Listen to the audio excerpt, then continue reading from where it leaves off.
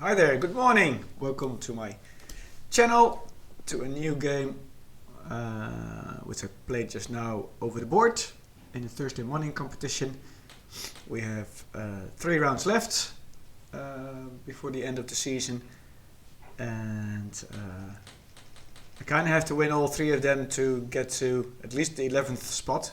It isn't the best competition for me on the Thursday morning. Last year I ended 10th. And the highest I can get is 11th, but I don't even have control over it myself. It depends on what other people do. But all I can do is win. So today I played against the number 8 of the Thursday morning competition. It's a woman who last Monday, in the last round of the Monday competition, she got first in the B category. So she's promoting to the A category, and she ended, I think, also on the 8th spot out of 36 players. So she's a really strong player. Yeah. So let's see what happened. So I'm playing with white, and always try to go for the blunder where possible. And oh, hang on, that's a bit quick. She challenged my D pawn straight away. And I think the best thing is to advance. You go into some kind of Benoni game, apparently it's called. We were just chatting and laughing a little bit about it. She was trying to get me out of my comfort zone, which worked because I know this is the best move, but after this I have no idea what to do.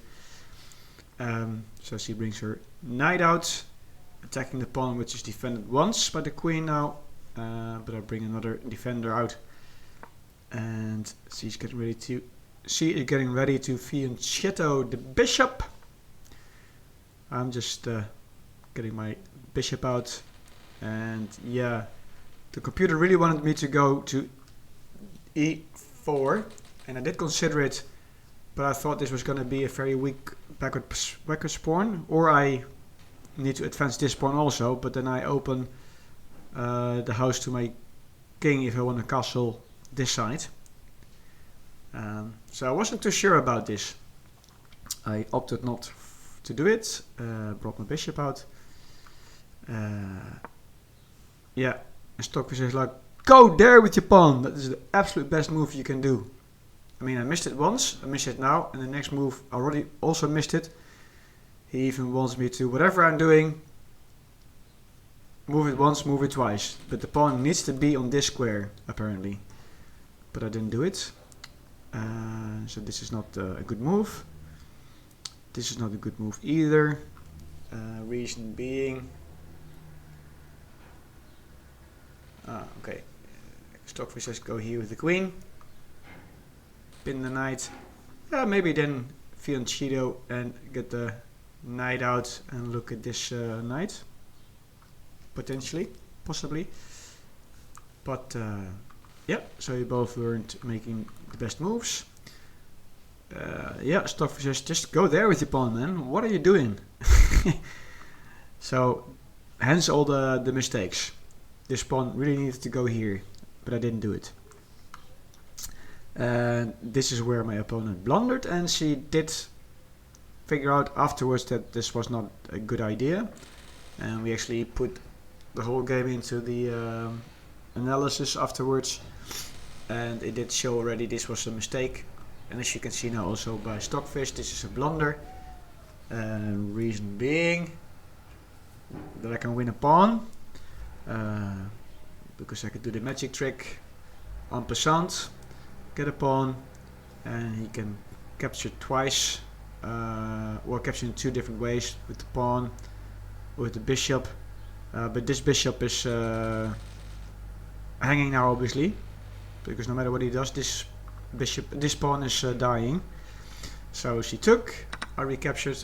Oh, that's quick. She recaptured, and now I wasn't quite sure if to do it with the bishop or the queen, but I thought this is more forcing, because obviously now I'm threatening to take this pawn with a check. And Lewis Castling writes, So I thought I'd probably be forcing her to take my queen. Hang on, I actually did say to her if there was any way that Stockfish... Yeah, so... Yeah, we looked afterwards. Castling was a good option before pushing this pawn, or apparently don't worry about this pawn, just put pressure on my defense. So anything but this pawn push.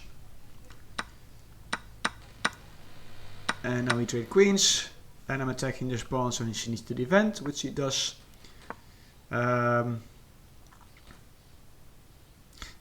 I was kind of thinking and doubting, but I thought like I'm putting some more pressure on her defense, because obviously it's a fork, but she can defend it. Then yeah, I thought this to be a good move, and I obviously did see she might go there attacking my bishop, but I saw I can castle long and defend the bishop, and also have a good square for my rook on an open file.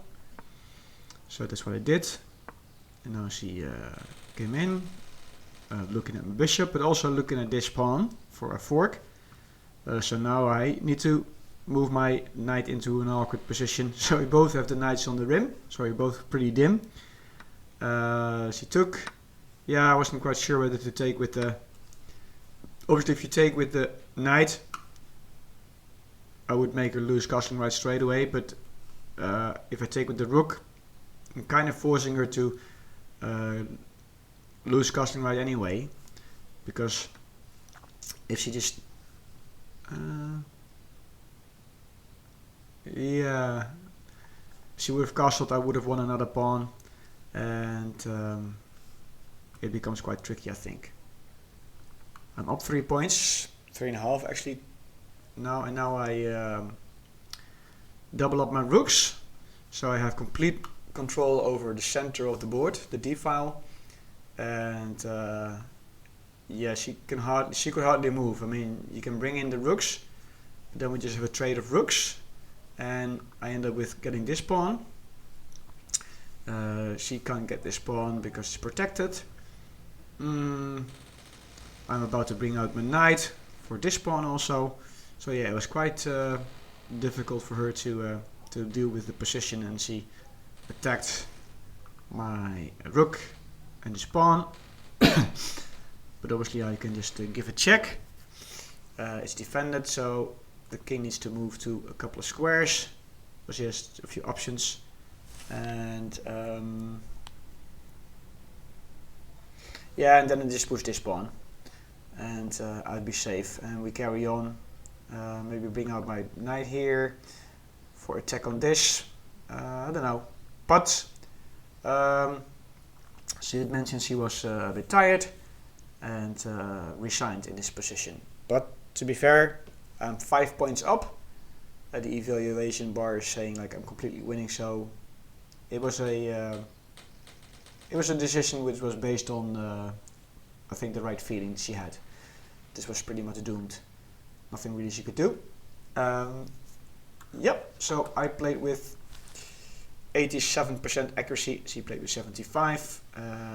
Yeah, pretty happy with that. Looking only obviously at my play. So we're still in the race for the 11th spot on the Thursday morning competition. So all I have to do is win 2 more games and we're there. Well, depending on what my other opponents do, which are now at spot 11, 12 and 13. Something like that. Right, I hope you enjoyed it. If you do, please like these videos, comment if you wish, share, etc, etc.